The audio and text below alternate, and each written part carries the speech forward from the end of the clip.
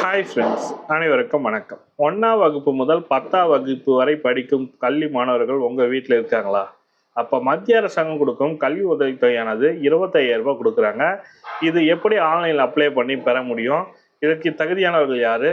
என்ன last date? Online application start ஆகிடுச்சு, நேற்றுலேருந்து start ஆகிருக்கு. இதற்கு எப்படி விண்ணப்பிக்கலான்ற போன்ற முழுமையான ஸ்டெப் பை ஸ்டெப்பாக எக்ஸ்பிளைன் பண்ணியிருக்கேன். வீடியோ ஸ்கிப் பண்ணாமல் கடைசி வரைக்கும் பாருங்கள். வீடியோ பிடிச்சிருந்தா லைக் பண்ணுங்கள், கூடிய சப்ஸ்கிரைப் பண்ணுங்கள். வாங்க வீடியோக்குள்ளே போகலாம். 1ஆம் வகுப்பு முதல் 10ஆம் வகுப்பு வரை படிக்கும் பள்ளி குழந்தைகளுக்கு கல்வி உதவித்தொகை விண்ணப்பிக்கலாம். எப்படி விண்ணப்பிப்பது என்பது குறித்து முழுமையான விவரத்தை இங்கே தெரிந்து கொள்ள போகிறோம். சென்ட்ரல் கவர்மெண்ட் பார்த்தீங்கன்னாக்கா ஸ்காலர்ஷிப் 2025 சொல்லி கொடுத்துருக்காங்க. மத்திய தொழிலாளர் மற்றும் வேலைவாய்ப்பு அமைச்சகத்தின் கீழ் பீடி, சுண்ணாம்புக்கல், டோலமைட் சுரங்க தொழிலாளர்கள் மற்றும் சினிமா தொழிலாளர்களுக்கு குழந்தைகளுக்கு 1ஆம் வகுப்பு முதல் தொழில்முறை படிப்பு ஐடிஐ படிக்கும் பயிலும் குழந்தைகளுக்கு 2025-26 ஆண்டுக்கான 1000 ரூபாய் முதல் 25,000 ரூபாய் வரை கல்வி உதவித்தொகை பெறுவதற்கான மின்னணு முறையில் விண்ணப்பங்கள் வரவேற்கப்பட சொல்லி கொடுத்துருக்காங்க. ஆன்லைன் அப்ளிகேஷன் தான் கொடுத்துருக்காங்க. அவங்களோட அஃபிஷியல் வெப்பேஜ் லிங்க்கும் கொடுத்துருக்காங்க. scholarship.gov.in என்ற இணையதள முகவரியில் நீங்கள் போகணும். அதில் ஃபஸ்ட்டு பார்த்தீங்கன்னாக்கா ஒரு முறை ஓடிஆர்னுவாங்க, ஒன் டைம் ரெஜிஸ்ட்ரேஷன் பண்ணணும். அது எப்படி பண்ணணுன்றத பார்க்கலாம். ஒவ்வொரு மாணவரும் தங்களுக்கென தானியங்க தேசியமயமாக்கப்பட்ட மைய வங்கி அமைப்பு என்ற தொழில்நுட்ப முறையில் தங்களுடைய சேமிப்பு கணக்கானது தேசிய மின்னணு பரிவர்த்தனை வசதிகளை பெற்றிருக்க வேண்டும் சொல்லி கொடுத்துருக்காங்க. உங்களுக்குன்னு ஒரு அக்கௌண்ட் இருக்கணும், பேங்க் அக்கௌண்ட் இருக்கணும்னு சொல்லியிருக்காங்க. விண்ணப்பதாரர்கள் தங்களது ஆதார் எண்ணை தங்களுடைய சேமிப்பு வங்கி கணக்குடன் இணைத்திருத்தல் வேண்டும் சொல்லி கொடுத்துருக்காங்க. உங்கள் பேங்க் பாஸ்புக்குடன் ஆதார் நம்பர் லிங்க் ஆயிருக்கணும். இத்துடன் பார்த்தீங்கன்னா கல்வி நிதி உதவி பெறுவதற்கு விண்ணப்பதாரர்கள் தங்களது ஆதார் எண்ணை பயன்படுத்துவதற்கு மின்னணு முறையில் ஒப்புதல் வழங்க வேண்டும் சொல்லியிருக்காங்க. டிஜிட்டல் சிக்னேச்சர் சொல்லுவாங்க, அது ஆல்ரெடி லிங்க் ஆகிருக்கு. அப்படி இல்லைன்னா நம்ம அப்ளை பண்ண சொல்லி அதையும் வந்துடும். கல்வி நிறுவனங்களின் பங்களிப்பு மிகவும் முக்கியத்துவமானது. பதிவு செய்யப்படாத பள்ளிகள் மற்றும் கல்லூரிகள் இன்ஸ்டியூஷன் சொல்லிட்டு இருக்கோம். அதில் போயிட்டு அந்த கல்லூரியோ பள்ளியோ ஃபஸ்ட்டு ரெஜிஸ்ட்ரேஷன் பண்ணணும். அது நீங்கள் அப்ளை பண்ண சொல்ல ரெஜிஸ்ட்ரேஷன் பண்ணியிருக்காங்களான்றது உங்களுக்கு தெரியும். அப்படி பண்ணலன்னா உங்கள் கல்வி நிறுவனத்தை பதிவு பண்ண சொல்லுங்கள். அவங்களுக்குன்னு ஒரு கோடு கொடுத்துருப்பாங்க. அந்த கோடு மூலமாக பதிவு பண்ணால் தான் நம்ம இந்த ஸ்காலர்ஷிப்புக்கு அப்ளை பண்ண முடியும். நீங்கள் படிக்கும் பள்ளி ஃபஸ்ட்டு பண்ணணும்.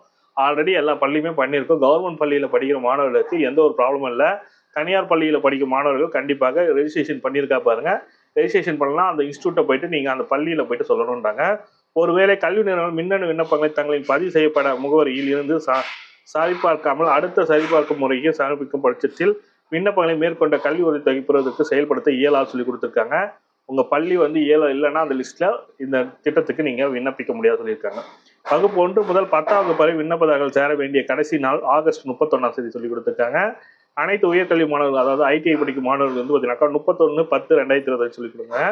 மேற்கொண்ட விவரங்களை மற்றும் கல்வி பெறுவதற்கான உதவி பெறுவதற்கான மத்திய நல ஆணைய அலுவலகம், தொழிலாளர் நல அமைச்சகம் தரைத்தளம், சிட்கோ நிறுவனம் கிளை அலுவலகம், திருவிக்கா தொழில் பூங்கா, கிண்டி, சென்னை கொடுத்துருக்காங்க. மின்னஞ்சல் முகவரியும் கொடுத்துருக்காங்க. மொபைல் நம்பரும் கொடுத்துருக்காங்க. இதில் நீங்கள் கால் பண்ணி கேட்டு தெரிஞ்சுக்கலாம். அவங்களோட அஃபிஷியல் வெப்பேஜ் லிங்க் பார்க்கலாம். இதுதான் கவர்மெண்ட் NSP அகாடமிக் 25-26க்கான வெப்சைட் அட்ரஸு. இதில் ஸ்டூடெண்ட்டில் போயிட்டு நம்ம ரெஜிஸ்ட்ரேஷன் பண்ணுற மாதிரி இருக்கும். ஸ்டூடெண்ட் அனௌன்ஸ்மெண்ட் பார்த்தீங்கன்னாக்கா 2025-26க்கான வெப்சைட் போர்ட்டல் ஓப்பன் ஆகிடுச்சு சொல்லியிருக்காங்க. நீங்கள் ஸ்காலர்ஷிப் பெறுவதற்கு ஓடிஆர்னு சொல்லுவாங்க, ஒன் டைம் ரெஜிஸ்ட்ரேஷன் கம்பல்சரி பண்ணோம். அது எப்படி பண்ணலாம்னா லாகின் பண்ணுங்கள். லாகின் பண்ண உடனேக்கே அதில் பார்த்தீங்கன்னாக்கா ஓடிஆர் நம்பர் கேட்கும். அப்படின்னா ரெஜிஸ்டர் யுவர் செல்ஃப்னு ஒன்று இருக்கும். ரெஜிஸ்டர் யுவர் செல்ஃப்னு கொடுத்தீங்கன்னாக்கா ஃபஸ்ட்டு ரெஜிஸ்ட்ரேஷன் பண்ணோம். ரெஜிஸ்ட்ரேஷன் மேண்டரி ஃபீல்டுன்னு கொடுத்துருக்காங்க பாருங்கள். ஸ்டெப் பை ஸ்டெப்பாக கொடுத்துருக்காங்க. ரெஜிஸ்ட்ரேஷன் பண்ணி முடிச்சதுக்கப்புறம் mobile register for mobile number சொல்லி கொடுத்துருக்காங்க. இதில் ரெஜிஸ்டர் பண்ணதுக்கப்புறம் லாகின் பண்ணி நம்ம அப்ளை பண்ணுற மாதிரி இருக்கும். ஒரு சிம்பிளான இதுதான். இதுக்கு நீங்கள் உங்களோட பேங்க் பாஸ்புக் வேணும், ஆதார் நம்பர் வேணும், கம்பல்சரி இருக்காங்க. ஓடிஆர் நம்பர் உங்களுக்கு ஒன் டைம் ரெஜிஸ்ட்ரேஷன் பண்ணோடனே 14 டிஜிட் ஓடிஆர் நம்பர் ஒன்று கிடைக்கும். பாஸ்வேர்ட் நீங்கள் கிரியேட் பண்ணுறது தான். இதை பேஸ் பண்ணி அப்ளை பண்ண பாருங்கள்.